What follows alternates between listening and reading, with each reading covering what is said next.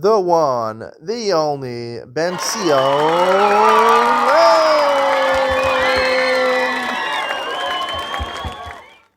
Okay, good morning and welcome to Yeshiva YouTube. Iyun with Sion. Today we're doing Pesachim Perek Beis, Mishnah Dalet and Hey. I want to talk about the end of Mishnah Hey, which talks about the concept of mitzvahs matzah on the first night of Pesach, coming up pretty soon.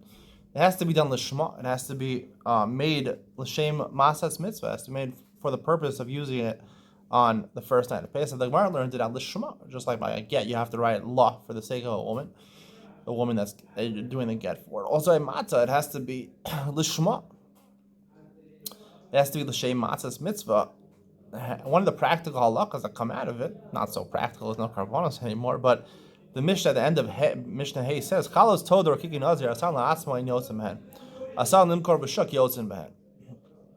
At the end of your nazir, so you bring a korban toder, you have to bring 40 loaves of bread, and most of them, 30 out of them, are made out of matzah, actual matzah. So if you bake them and you make them for your korban, and then you end up not using it for your korban you got from somewhere else.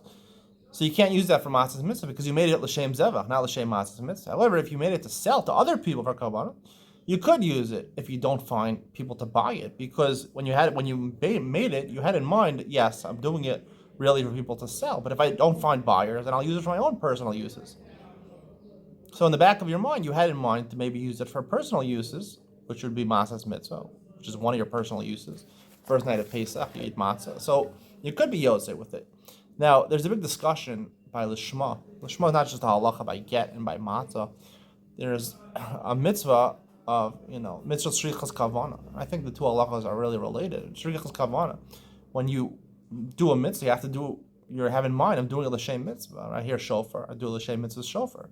Say kriya shema, l'shem mitzvah, it's machlokas, shrichas kavana, lo shrichas kavana. We paskin that the Ramah says, I think, in shrichas kriya shema, the midoraisa, the Mishnah Berurah says, I forgot, that midoraisa we paskin mitzvah shrichas kavana, but mitzvah derabanan you don't need kavana. The raisa you need kavana. It's ma'akit. Hold it back. Now, do you have to actually be thinking, okay, the guy's blowing the shofar, I'm doing this, even though you're not going to say it. You have to think mitzvah shofar. Think mitzvah shofar either in your mind or just have actual intention, or it's just the fact that you understand that you're doing the mitzvah, right? The guy gets up and says, okay, everyone should know you have kavanah l'shem mitzvah. The brachos you should have in mind l'shem mitzvah. Is that really necessary? You know it's Rosh Hashanah. You know they're blowing the shofar. They don't blow the shofar every day. In the back of your mind, you realize you're doing l'shem mitzvah. Is that okay? So here we see, at least by lishma, which I think is a more machmir halacha than it comes to mitzvah shrichas kavana, even a subconscious, right? When you bake these rakike nazir, rakike lachme toda, and rakike nazir, or you're baking it for people bring karbonos, you really plan on selling. Anyone who bakes things in a bakery, you plan on selling those things. You hope to sell them. In the back of your mind, you might think, if I don't sell them, okay, maybe I'll eat them. But your main purpose is to sell them. And I don't think everyone consciously thinks if they're not sold. Everyone hopes for the best. They hope they're all sold.